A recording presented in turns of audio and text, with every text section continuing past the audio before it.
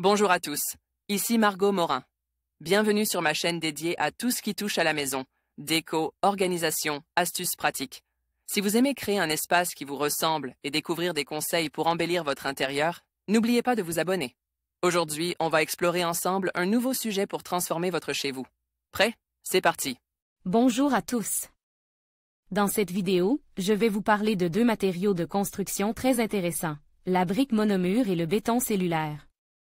Je vais vous expliquer leurs caractéristiques, leurs avantages et comment elles peuvent influencer la performance énergétique de votre maison. Que vous soyez en pleine construction ou simplement curieux d'en savoir plus sur ces matériaux, je vous invite à rester avec moi pour découvrir tout ce qu'il faut savoir sur la brique monomure et le béton cellulaire. C'est parti!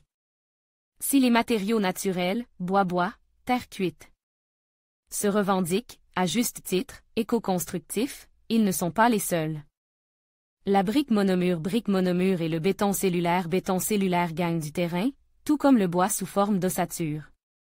Le bois, matériau de construction ancestrale, a fait ses preuves. Il revient au goût du jour via des techniques modernes à haute valeur ajoutée. D'une faible conductivité thermique, ses performances sous forme d'ossature se situent dans une bonne fourchette. 0,040 à 0,28 watts par mètre Kelvin, W/m. K, selon la nature des éléments, panneaux dérive ou bois massif, ce qui, s'agissant des panneaux, est du niveau des isolants traditionnels, 0,030 à 0,045 W/m. K pour le polystyrène, expansé ou extrude, et les laines minérales. Brique monomure. DR brique monomure, béton cellulaire. Quelle conductivité thermique? La brique monomure affiche en moyenne une conductivité thermique de 0,12 W/m. K, avec, à la clé, une bonne inertie thermique pour un matériau brut. Le béton cellulaire est du même ordre, 0,14 à 0,29 W/m. Car il se caractérise par sa structure alvéolaire, qui emprisonne dans sa masse des millions de microcellules des air. Du béton cellulaire. DR du code des ciments, de grands groupes industriels œuvrent à élaborer des méthodes de construction, vertes, et les matériaux de demain, tel le nouveau béton fibre, ductal. Mis au point par Lafarge, en collaboration avec Bouygues et Rhodia, ce béton présente des performances inédites de résistance. De ductibilité, propriété d'un matériau à se déformer, et de longévité. Comment bien isoler un mur?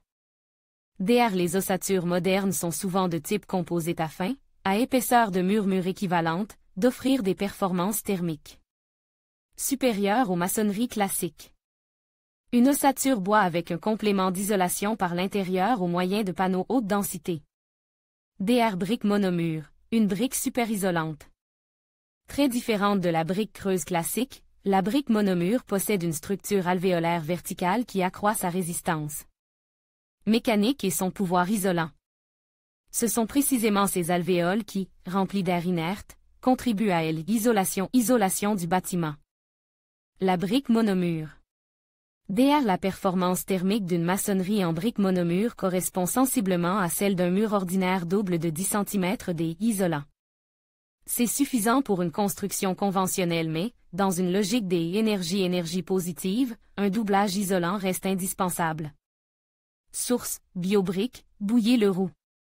En conclusion, la brique monomure et le béton cellulaire représentent deux solutions innovantes et efficaces pour la construction moderne.